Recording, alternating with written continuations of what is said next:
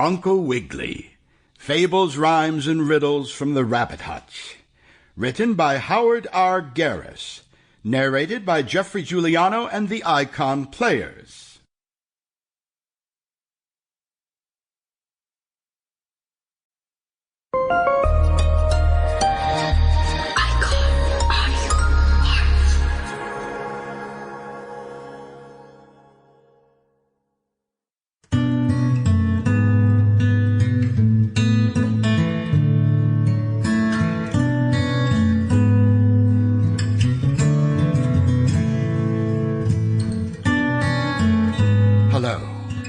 I'm author-actor Geoffrey Giuliano, and I am indeed very proud to present to you now one of classical literature's most iconic tales. From the world's greatest writers throughout history come the most thought-provoking, meaningful, and touching stories of the human spirit. So welcome to a world of artful storytelling from the masters of their craft.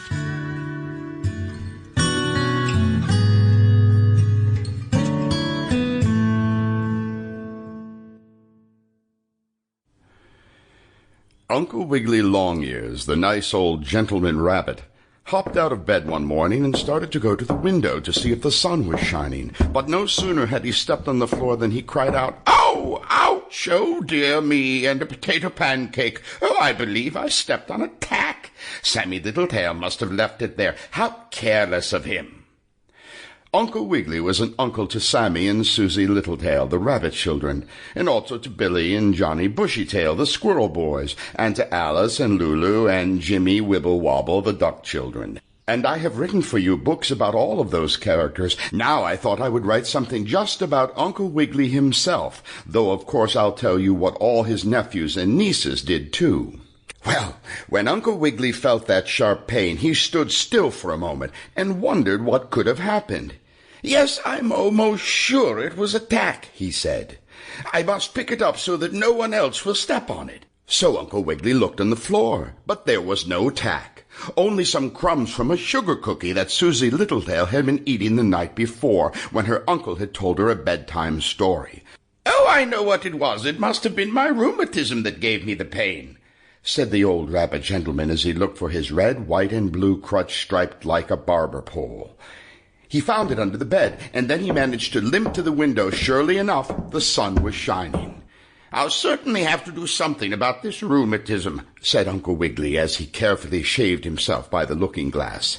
"I'll see Dr. Possum." So after breakfast, when Sammie and Susie had gone to school, Dr. Possum was telephoned for, and he was called to see Uncle Wiggily. Exclaimed the doctor, looking very wise.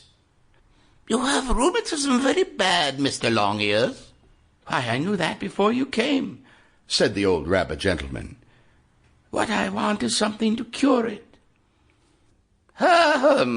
Yes," said Dr. Possum, again looking very wise. "I think you need a change, sir. You must travel about, go on a journey, get out and see strange birds, pick pretty flowers. You don't get enough exercise. You must travel here and there and see things." So the very next day, Uncle Wiggily started out with his crutch and his valise packed full of clean clothes and something in it to eat. Well, he went along for quite a distance, over the hills and down the road and through the woods, and as the sun got higher and warmer, his rheumatism felt better. "I do believe Dr. Possum was right," said Uncle Wiggily. "Traveling is just the thing for me." And he felt so very jolly that he whistled a little tune about a peanut wagon which roasted lemonade and boiled and frizzled Easter eggs that Mrs. Cluck-Cluck had laid. "Excuse me, where are you going?" suddenly asked a voice as Uncle Wiggily finished the tune. "I'm going to seek my fortune," replied Uncle Wiggily. "Who are you?" "Oh, I'm a friend of yours," said the voice, and Uncle Wiggily looked all around but couldn't discover anyone. "But where are you?" the puzzled old rabbit gentleman wanted to know. "I can't see you." "No, and for a very, very good reason," answered the voice. "You see, I have very weak eyes, and if I Sample complete. Ready to continue?